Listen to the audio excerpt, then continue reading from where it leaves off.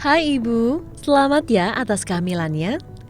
Agar dalam masa kehamilan ini Ibu tetap sehat dan janin dapat tumbuh optimal, Ibu jangan sampai kekurangan gizi makro dan mikro ya.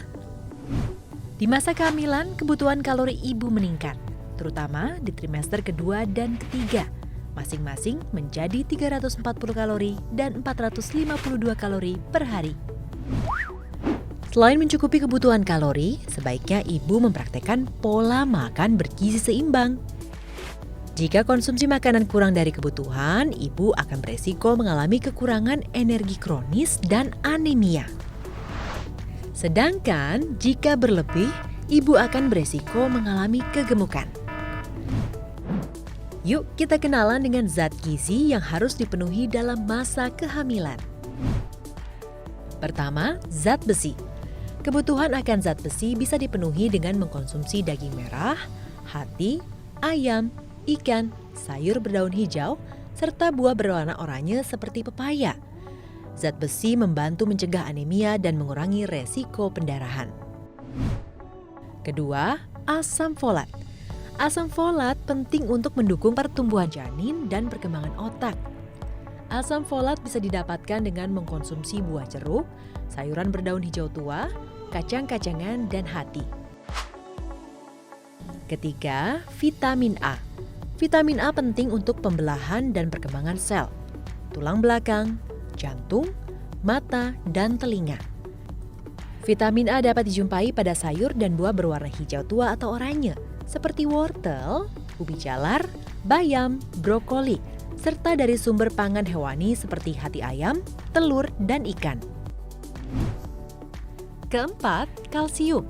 Kebutuhan kalsium Ibu meningkat selama kehamilan karena kalsium penting untuk pertumbuhan janin, bermanfaat untuk pembentukan tulang dan gigi. Ibu bisa mendapatkan kalsium dari ikan teri, sereal, dan sayur. Probiotik dan prebiotik adalah makanan dan minuman yang mengandung bakteri baik.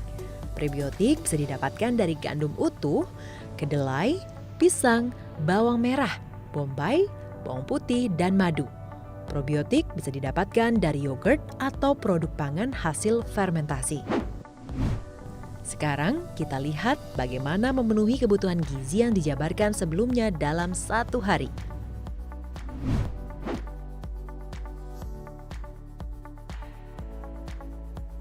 Pada kehamilan trimester 1, Ibu disarankan mengkonsumsi 5 porsi makanan pokok atau 500 gram nasi per hari.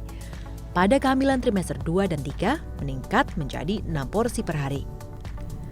Mari kita lihat saran komposisi makanan ibu hamil dalam satu hari. 3-5 porsi karbohidrat atau nasi, 4 porsi protein hewani misalnya ikan, telur, ayam, dan lainnya. 4 porsi protein nabati seperti tahu dan tempe, 4 porsi sayur-sayuran, 4 porsi buah-buahan. Batasi 5 porsi minyak atau lemak termasuk yang digunakan untuk menggoreng, menumis, atau memasak dengan santan. Batasi konsumsi gula maksimal 2 sendok makan. Batasi asupan garam maksimal 1 sendok teh. Juga 8-12 gelas air putih per hari. Hindari minum kopi dan teh karena dapat meningkatkan resiko dehidrasi, tekanan darah tinggi, dan gangguan lainnya. Pada masa kehamilan, Ibu perlu menambah makan dengan porsi kecil 1 kali, sehingga Ibu sebaiknya makan 4 kali dalam sehari. Ayo kita lihat contoh penerapannya isi piring Ibu saat makan sehari-hari. Contohnya untuk makan pagi, Ibu bisa mengkomposisikan porsi nasi, protein hewani, nabati, sayur, dan buah sebagai berikut.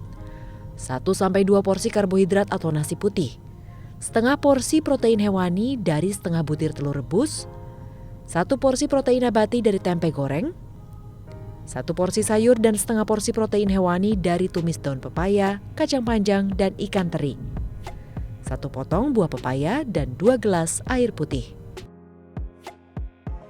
Di antara makan pagi dan siang, sisipkan selingan misalnya bubur kacang hijau dengan contoh komposisi 1-2 porsi protein nabati dari kacang hijau dan 1-2 porsi lemak dari santan.